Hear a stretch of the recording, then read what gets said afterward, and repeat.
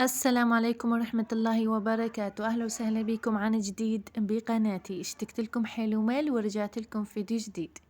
فيديو اليوم بلشت معاكم من الليل. بداية الفيديو ما صورنا اليوم فنجان نسكافيه أو قهوة. كانت بداية الفيديو مثل ما انتم شايفين، قاعدة نعلم ميلا على تمشي تاتا، فقاعدة شوي شوي تتحسن وضعها.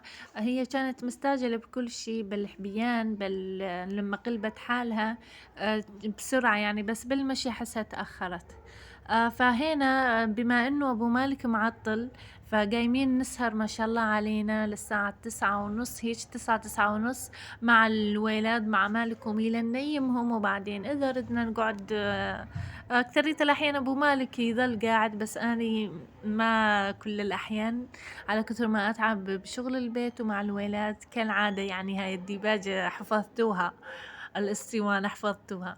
فهين والله أبو مالك قاعد يمشي ميلا تاتا، وحبيت أصور هاللقطة.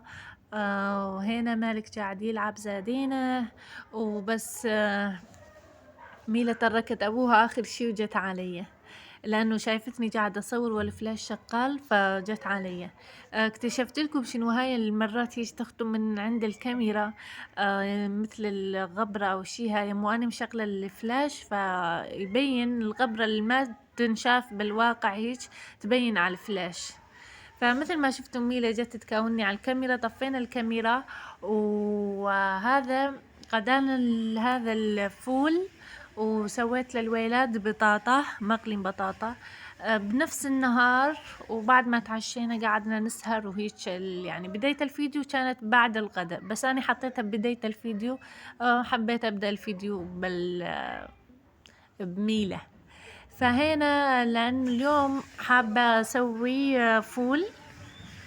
للصراحة جت علينا جارتنا القديمة، مو الحستينا، جا وحدة من جاراتنا القديمات كنا مجاورينها من قبل شي 1.5 هيك، فذكرت لنا انه البارح كان غداهم فول فاشتهيت عليه. فقلت لابو مالك انه بعد بنهار هيك، قلت له جيب لنا فول حتى نسويه. فراح والله وجاب لنا، قلت له جيب لنا نص كيلو لانه الولاد ما راح ياكلون، ونسوي لهم مقلي بطاطا. فجاب لنا نص كيلو، والكيلو كان ب40,000، جاب لنا نص كيلو ب20,000. فسويت لهم، فبلشت أسوي المالك وميلة مقلي بطاطا مثل ما انتم شايفين. قليت لهم أول شي، غليت لهم قليتين ووديت لهم اياهم على كثر ما كانوا جوعانين، من دون نسيت اصور. فاخر شي الحمد لله انه فطنت. اخر شي ما اعرف من وين جايتني هاي النسوة، صاير انسى يعني، ما اعرف ليش هيك قاعد يصير معايا. فالقلية الاخرانية صورتها لما اخذت لهم اياها. الحمد لله تقدم. وبعدين هين عندي جرجير، ربطة جرجير كالعادة. عندي الحشايش هاي ما استغني عنها، اثنيناتنا أنا وابو مالك يعني. ما نستغني عنها على حد الأكل بالشتوية، خاص نص يعني حيل طيبة. يعني وقت هالحشايش هي بالشتوية فتجي طيبة يعني. مو مثل لما احنا يكون الواحد يزرعها مزرعته يعني، المشترى، مو مثل لما الواحد يزرعها من مزرعته، بس يعني طيبة حيل يعني وقتها بالشتوية. هين مالك وميلا شايفين ملاحقين هاي القلية الثانية، خليت لهم اياها حتى ياكلونها. اكلهم قليتين لانه ياكلونه من غير خبز لحد الان. ما قاعد ياكلونه الاكل بخبز. ما اعرف العوق من ولادي الا العوق مني، والله ما اعرف العطل من وين. حاسني قلبي انه العطل مني، ما قاعد اعلمهم على انه ياكلون الاكل بخبز. مالك اول علمته انه ياكل الاكل من غير خبز، بس هسه صرت اريده ياكله بخبز، ما عاد يتعلم، فما اعرف والله. فانطيتهم حتى ياكلون، خلصت من هم الولاد وغداهم، وبلشت بغدانا اني وابو مالك. عندي نص كيلو فول بلشت افرم بيه. الفول احب ما احب افرمه ناعم حيل، ولا احب افرمه خشن. خير الأسوطي خير الأمور أوسطها بالفول عندي يعني. فبلشت والله مثل ما انتم شايفين افرم بالفول. عندي المفرمة هين خلصت فرم هاي كمية الفول اللي طلعت عندي. المفرمة صارت سودة مثل ما انتم شايفين، بس حدها رشة كلور مع اودكس مع شوية خل، حاطها على المجلة اني دايما استعملها للجلياتي. فوالله ساعتين اخذ هنا عند الجرجير نقيته بعد ما نقيته خليته هيك حتى يتصفى من المية، حطيته على جنب الساعتين حتى يتصفى زين من المية. وبدي اغسل الفول اصفيه من المي واحط